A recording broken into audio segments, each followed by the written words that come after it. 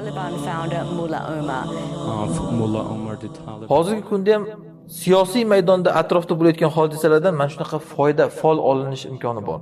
Masalan, Afg'oniston fath bo'lganini, mayli xilofatlar tiklanib ketmadi, lekin baribir tog'utlar yiqitilib musulmonlarning qo'liga o'tdi-ku hukumat. Mana shu lahu ma ba'dahu. Bu voqeadan keyin undan keyin boshqa voqealar davom etishligiga umid olsangiz bo'ladi, o'sha Osiyo xalqlarining ham ozod bo'lishiga. Xuddi shuningdek mana Suriyada tog'ut yiqitilinishi mayli xilofat tiklab yuborilmabdi.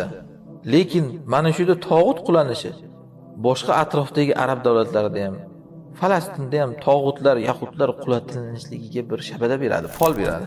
Lahu ma ba'dahu. Bu voqeadan keyin boshqa voqealar ulanib ketadi bunga. Mayli bugun emas, erta emas, bu shoshqaloqlar shoshaveradi.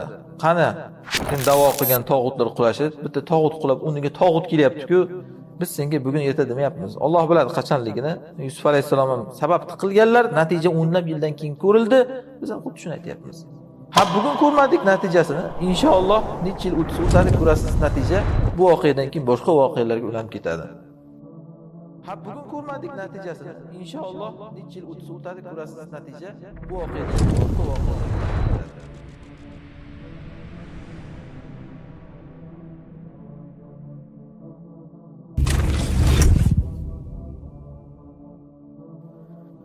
Keyin Yusuf alayhisalom o'sha sheriklari qamoqdan chiqib ketishini, najot topishligidan, o'zlari ham najot topishligiga shuniga umid olyaptilar, qarang. Robbingning huzurida meni ham eslab qo'y, sen najot topyapsan-ku. Men ham shoyat najot topib ketsam deyaptilar. Mana bundan 673-foydani olamiz. Kishi atrofidagi voqealardan istibshor olishi joiz ekan. Istibshor degani bashorat. Qayerga qarab pul ochyapsan deydi-da ba'zilar. Shuni bilingki, Nabiy sallallohu alayhi vasallam aytganlar, yu'jibunil fa'lu. Pol menga yoqadi deganlar. Bu yerdagi poldan maqsad u atrofdagi voqealarni yaxshilikka yuyib turish. Yomonlikka emas. Yomonlikka yuyib turish u shumlanish deyiladi, u qaytarilgan shirk deyilgan. Ba'zi odamlar shunaqada hamma narsani yomonlikka yuyib turadi. Ana yomon bo'ladi. Mana o'lib ketamiz, mana qirg'in kelyapti hammaga. Voy dunyo tugayapti deb faqat shumlanib turadi. Mo'min odam fol kerak mo'min odamga. Ya'ni atrofdagi voqealardan yaxshilikka umid olish kerak. Mana sen chiqib ketyapsan, men ham chiqib ketsam kerak deyapti Yusuf alayhisalom. Haqiqatan shunday bo'ldimi? Necha yil o'tganini qo'ying, 10 yil o'tdimi, necha yil o'tdi, to'g'ri. Lekin haqiqatan mana shu kishi Yusuf alayhisalom qamoqdan chiqishiga sabab bo'ldimi? Mayli Yusuf alayhisalom aytgan vaqtda emas, Alloh aytgan vaqtda, lekin sabab bo'ldi baribir. Ko'ryapsizmi? Demak, fol baribir foydasi bor uni. Hudaybiya sulhida musulmonlar mushriklar bilan sulh qilayotgan paytda mushriklar Suhayl ismli bir kishini jo'natishgan muzokaraga. Suhayl degan yengillik, osonlik degani. O'sha odam kelayotganini ko'rib Nabiy sallallohu alayhi vasallam ishinglar yengil bo'ldi deganlar. Nimaga?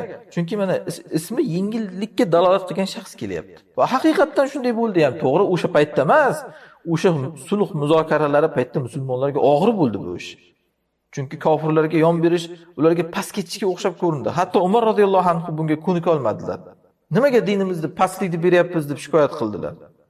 Lekin oxir oqibat oradan bir necha yil o'tdi, ko'rildiki, ish oson bo'lgan ekan o'shanda.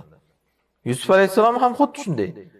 U sherigi oqlanishidan o'zlari oqlanishiga dalil olyaptilar. Umid olyaptilar, fol olyaptilar. Masalan, shamollar esaversa, bu nimaga umid beradi? Yomg'ir yog'ishidan darak beradi. Allohning rahmati yog'ishidan oldin uning shabadasi kelar ekan, mana qarang. Tabiatda ana shunga o'xshab inson taqdirida ham. Bir insonga Allohning rahmati yog'ilishidan oldin uni atrofida hodisalar bo'la boshlaydi. Insonning ana shunda farosati bo'lsa, o'sha atrofidagi hodisalardan o'ziga ham Allohning rahmati yog'ishga yaqinlashganiga dalil oladi. Mana Yaqub alayhisalom keladi, hali o'tamiz. Men Yusufning hidini hidlayapman deganlar-ku. Karvon Misrdan chiqqan zahoti. To'g'ri, endi u payg'ambar, lekin Alloh bergan insonlarda tavfiq deyiladi, bu narsa bo'ladi albatta. Hozirgi kunda ham siyosiy maydonda atrofda bo'layotgan hodisalardan mana shunaqa fol olinish imkoni bor. Masalan, Afg'oniston fath bo'lganini, mayli xilofatlar tiklanib ketmadi, lekin baribir tog'utlar yiqitilib musulmonlarning qo'liga o'tdi-ku hukumat.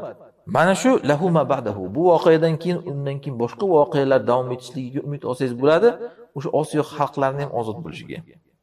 Mayli bugun emas, erta emas, mana Yusuf alayhisalom sheriklariga men ham eslab qo'ydiganliklari bugun bo'lmadi, erta bo'lmadi, 1 yil emas, o'nlab yil keyin bo'ldi-ku. Ana shunga o'xshab deyapman. Xuddi shuningdek mana Suriyada tog'ut yiqitilinishi hammayli xilofat tiklab yuborilmabdi. Nima qilaylik endi? Lekin mana shu yerda tog'ut qulanishi boshqa atrofdagi arab davlatlarida ham, Falastinda ham tog'utlar, yahudlar qulatlanishligiga bir shabada beradi, fol beradi. Lahu mabadahu, bu voqeadan keyin boshqa voqealar ulanib ketadi bunga. Mayli bugun emas, erta emas, bu shoshqaloqlar shoshaveradi.